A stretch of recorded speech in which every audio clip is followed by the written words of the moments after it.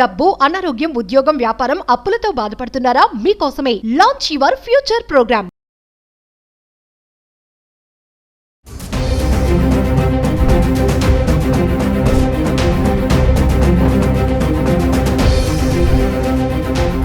నమస్తే, welcome back to Suman TV. ప్రస్తుతం మనతో పాటు ఉన్నారు consumers affairs committee chairman మందరి Krishna Reddy గారు. నమస్తే సార్. నమస్తే అమ్మా. సార్, బంగారం ధరలు చూసుకుంటే స్వల్పంగా కనిపిస్తున్నాయి. మరి ఈ టైంలో ఇన్వెస్ట్మెంట్ చేయాలనుకునే వాళ్ళకి ఎంతవరకు కరెక్ట్ అంటారు? ఇన్వెస్ట్మెంట్ చేయొచ్చు అంటారా, చేయకూడదు అంటారా? ఈ సమయం సరైన సమయం కాదు. ఏదైనా ఒక నిర్ణయం ఖచ్చితంగా రావడానికి సరైన సమయం కాదు. ఎందుకంటే ఫ్లక్చువేషన్ సిస్టంలో ఉంది.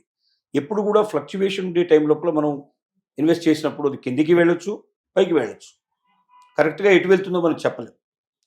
స్థిరంగా ఉండి పైకే వెళుతోంది, ఒక 3 నెలల పాటు మనకు పైకే వెళ్తుంది కానీ కిందికి రాలేదు అని నిర్ణయం ఎప్పుడు వస్తుందో అది సరైన టైం కింద మనం లెక్కేసుకోవాలి. లేదా కిందికి వెళితే అది స్థిరపడుతుంది అక్కడే, ఇక అంతకన్నా మించి తగ్గకపోవచ్చు అనే భావన మనకు తెలుస్తుంది. కాబట్టి సరైన సమయమా గోల్డ్ కొనడానికి ఏంటంటే సరైన సమయం అయితే ఇది కాదు. దాంతోపాటుగా ఏంటంటే మనం ఎప్పుడూ ఒక మాట చెప్తున్నాం, గోల్డ్ కొనుక్కోవాలనుకున్న వాళ్ళు, శక్తి సామర్థ్యాలు ఉండేవాళ్ళు ఎప్పుడైనా కొనవచ్చు. ఎందుకంటే డ్రాస్టిక్ తేడాలు ఉండవు.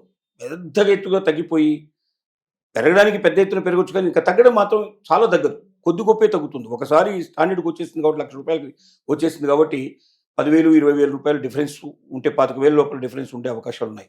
అనుకోని సంఘటనలు ఏదైనా ప్రపంచాన్ని అంతా కుదిపేసే సంఘటనలు జరిగితే తప్ప మామూలుగా యాసిడ్గా ఉండేటువంటి పరిస్థితుల్లో ఉండవు. ఎందుకంటే దేశాలు బంగారాన్ని కొనుక్కోవడం అనేది ఇప్పుడు తగ్గించాయి. ఒకవేళ దేశాలు బంగారాన్ని కొనుక్కోవడం మొదలు పెడితే మళ్ళీ డిఫరెంట్ ఆస్పెక్ట్లోకి వచ్చే అవకాశాలు ఉంటాయి. రెండోది ఏంటి, ఇంకా ట్రంప్కు సంబంధించినటువంటి ట్రేడ్కి సంబంధించిన యాక్టివిటీస్లో చైనాకు సంబంధించిన దానికి ఒకేసారి తగ్గించడం, అమెరికా కూడా వాళ్ళు తగ్గించేయడం, ఒక రకమైన కాంప్రమైజ్ మెథడ్లో పోవడం, తద్వారా కొంచెం మనకు అక్కడ డాలరు కొద్దిగా స్టాండర్డ్గా ఉండేందుకు అవకాశాలు కనపడటం, ఇవన్నీ కూడా హెచ్చుతగ్గులకు కారణమైనటువంటి పరిస్థితులు నడుస్తున్నాయి. కానీ ఈ పరిస్థితులు ఎప్పుడైనా మారచ్చు, ఏ క్షణంలో తలకిందులు కావచ్చు, ఏ ఒక్క కారణం చేతనైనా రకరకాల కారణాల లోపల ఏదైనా పనిచేయడానికి అవకాశం ఉంది. కాబట్టి గోల్డ్కి అప్పు సప్పు చేసి మాత్రం కొనకుండా దగ్గర ఉన్నటువంటి డబ్బులు ఏమైనా ఉంటే ఉపయోగించుకొని దాన్ని వేరే దానికి పెట్టుబడి పెట్టకుండా దీని మీద పెట్టుబడి పెట్టుకుంటే ఈ పెట్టుబడి మాత్రం ఎప్పటికీ వృధా కాదు. ఈ పెట్టుబడిలో 10-15 పెరిగే అవకాశాలు ఉంటాయి, కానీ తగ్గే అవకాశాలు తక్కువ ఉంటాయి. తగ్గినా తాత్కాలికంగా తగ్గుతుంది, మళ్ళీ కొంచెం పెరిగే అవకాశాలు ఉంటాయి. కాబట్టి దాన్ని దృష్టిలో పెట్టుకొని కొనదలుచుకున్న వాళ్ళు కొనడమే తప్ప భారీ ఎత్తున పెట్టుబడులు పెట్టడానికి మాత్రం ఇది సరైన సమయం కాదని మాత్రం ఖచ్చితంగా మనం చెప్పగలుగుతాం. అంటే సార్, మామూలుగా చూసుకుంటే ఏ టైంలో బంగారం కొంటే సేఫ్ ఉంటుంది అంటే సార్? ఇప్పుడు ఏ టైం అనేది మనం ఎలా చెప్పగలుగుతాం పరిస్థితి, ఎందుకంటే ప్రపంచ పరిస్థితులను బట్టి బంగారం యొక్క రేట్లు ఉంటాయి. ప్రపంచంలో ఏ టైంలో ఏ సంఘటన జరుగుతుందో మనం చెప్పలేం. కాబట్టి ఈ సమయం కరెక్ట్ సమయం, ఈ సమయం తప్పు సమయం చెప్పడం చాలా కష్టం. కానీ ఫ్లక్చువేషన్స్ ఉన్నప్పుడు, పెరుగుతూ తగ్గుతున్నప్పుడు మాత్రం ఇన్వెస్ట్ చేయడం కరెక్ట్ కాదు. ఎందుకంటే బాగా తగ్గిపోయే అవకాశం, బాగా పెరిగిపోయే అవకాశం ఉన్నప్పుడు ఇబ్బంది అవుతుంది.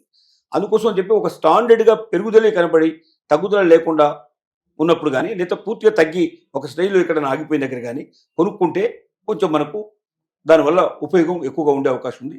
కొంతకాలం అయినా స్టాండర్డ్గా ఆ రేట్లు నడుస్తాయనేటువంటి భావన మనకు కలుగుతుంది. కాబట్టి ఇది సమయం సరి అయింది అని చెప్పడం అయితే ఏ వ్యక్తి చెప్పలేరు. ఎవరు దీన్ని ప్రిడిక్ట్ చేయడం చాలా కష్టంతో కూడుకున్న పని.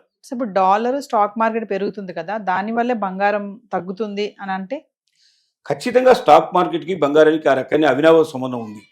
స్టాక్ మార్కెట్ విపరీతంగా పెరిగినప్పుడు బంగారం రేట్లు తగ్గడానికి అవకాశాలు ఉన్నాయి, లేదా స్థిరంగా ఉండే అవకాశాలు ఉన్నాయి. ఎందుకంటే బంగారం మీద ఇన్వెస్ట్మెంట్ ఎక్కువ చేయరు, అంత ఇన్వెస్ట్మెంట్ అంతా స్టాక్లోకి వెళ్ళిపోతుంది. స్టాక్ స్థిరంగా ఉండి పెరుగుతూనే ఉంది, గ్రోత్ బాగా ఉంది, అనుకోని రకంగా ఇంకా ఎక్కువగా పెరుగుతుంది బాగా స్టాక్ మార్కెట్ అన్నప్పుడు కొంతమంది స్టాక్ మార్కెట్లోనే పెట్టుబడి పెట్టేవాళ్ళు ఉంటారు. వాళ్ళు బంగారం కొనడానికి సిద్ధపడరు. ఎప్పుడైతే స్టాక్ మార్కెట్లు బాగా ఫ్లక్చువేట్ అయిపోయి కిందికి పైకి వచ్చి బాగా పడిపోయేటువంటి దశలో ఉన్నాయో అప్పుడు స్టాక్ మార్కెట్లో పెట్టుబడి పెట్టరు, ఆటోమేటిక్గా బంగారంలో పెట్టుబడి పెట్టే ప్రయత్నం చేస్తారు. కాబట్టి స్టాక్ మార్కెట్కి బంగారానికి ఖచ్చితంగా అవినాభావ సంబంధం అని చెప్పక తప్పదు. ఒకసారి 1,00,000 కింద పడిపోయింది కదా సార్, చాలా మంది అంటున్నారు 50-60 వరకు వచ్చేస్తుంది అన్నారు. మీరేమో ఎక్కడ తగ్గదు, 90 నుంచి 1,00,000 మధ్యలోనే వేలాడుతూ ఉంటుంది అని అంటున్నారు. అంటే 25,000 డిఫరెన్స్ రావచ్చు, మాక్సిమం వస్తే 25,000 డిఫరెన్స్ రావచ్చు. అంత 50,000 దాకా రావాలంటే చాలా పెద్ద సంఘటనలు, అంటే ప్రపంచవ్యాప్తంగా ఏదో అనుకోని సంఘటనలు, చాలా పెద్ద సంఘటనలు జరగాలి. అలాంటి సందర్భంలో మాత్రమే సాధ్యం అవుతాయి. కానీ ఏ సంఘటనలు పెద్దగా జరగకుండా ఇదే పరిస్థితి తంతు నడిస్తే మాత్రం అంత తేడా రాదు. ఒకసారి పెరిగింది, తగ్గినటువంటి సంఘటనలు మన దగ్గర తక్కువ ఉన్నాయి.